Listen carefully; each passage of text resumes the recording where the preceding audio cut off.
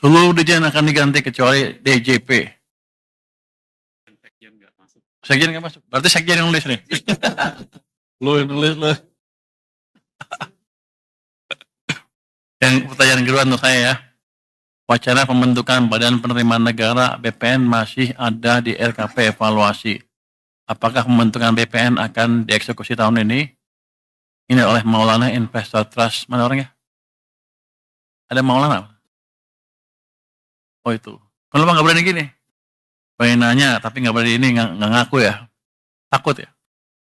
Jadi kelihatannya sih sampai saat sekarang saya belum memikirkan apakah ada Badan Penerimaan Negara atau belum. Apalagi mengingat orang yang ngurus itu mau pindah bentar lagi.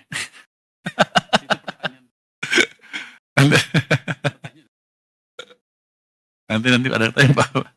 Jadi belum ya Mbak. Tapi itu tergantung nanti perintah Presiden seperti apa.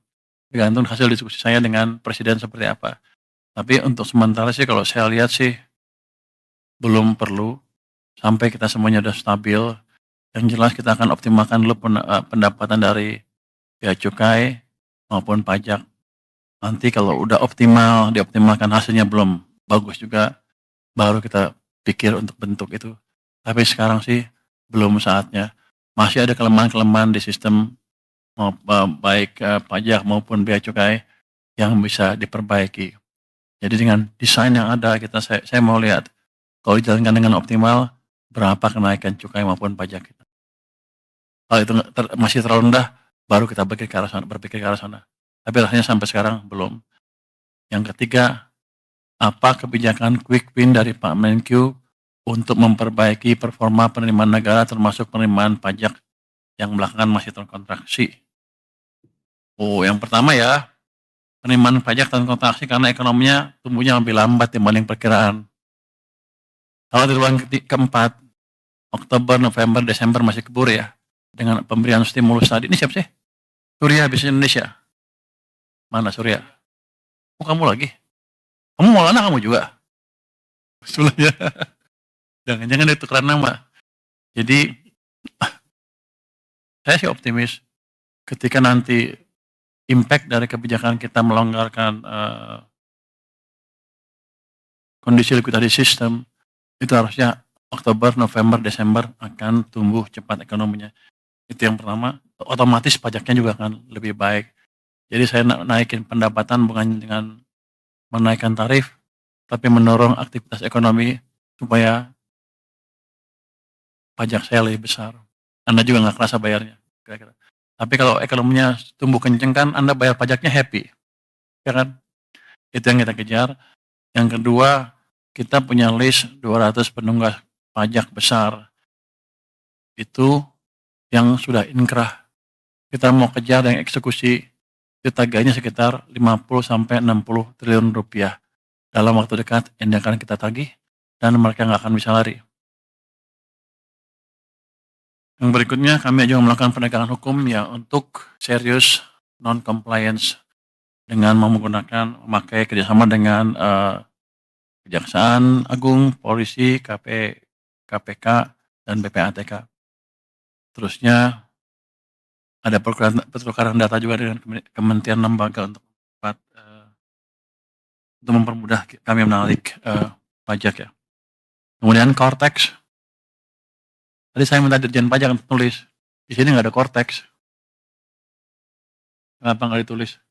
Pada dasarnya saya akan lihat Cortex seperti apa. Keterlambatan dari Cortex akan kita perbaiki secepatnya dalam waktu 1 bulan harusnya bisa. Itu IT, problemnya IT. Nanti saya bawa jago-jago IT dari luar yang bisa memperbaiki itu dengan cepat. Terus untuk cukai, kan kemarin saya ngomong tentang cukai rokok itu ya. Kami sudah panggil tuh marketplace seperti apa? Bukalapak, Tokopedia, apalagi Blibli semua untuk menghimbau untuk menjalankan untuk tidak mengizinkan penjualan barang-barang ilegal dalam hal rokok ya. Nanti yang lain juga. Tadinya mintanya by 1 Oktober ya. Tapi saya bilang secepatnya aja. terus nanti mulai ada, kan udah kedeteksi siapa-siapa yang jual, kita akan mulai tangkepin. Jadi yang masih mau jual harus harus berhenti, jangan jangan jual lagi. Itu saya harapkan bisa mengurangi konsumsi rokok ilegal. Kami juga akan cek ke ini ya, supplier bukan di situ aja, di warung-warung katanya ada juga per toples murah gitu ya, kita akan cek. Yang jelas teman-teman tolong sebarkan bahwa siapapun yang jual ilegal, rokok ilegal di tempat mana, saya akan datangin secara random. Eee, yang lain lagi adalah, itu kan kalau kita import ada jalur hijau ya, jalur hijau biasanya nggak diperiksa tuh, nggak tahu rokok ilegalnya masuk lewat situ apa enggak, tapi saya akan random cek. Walaupun jalur saya akan random cek, nggak ngeganggu jalur, cepetan, tapi tercek, terdeteksi kalau ada, eee, kecurangan-kecurangan.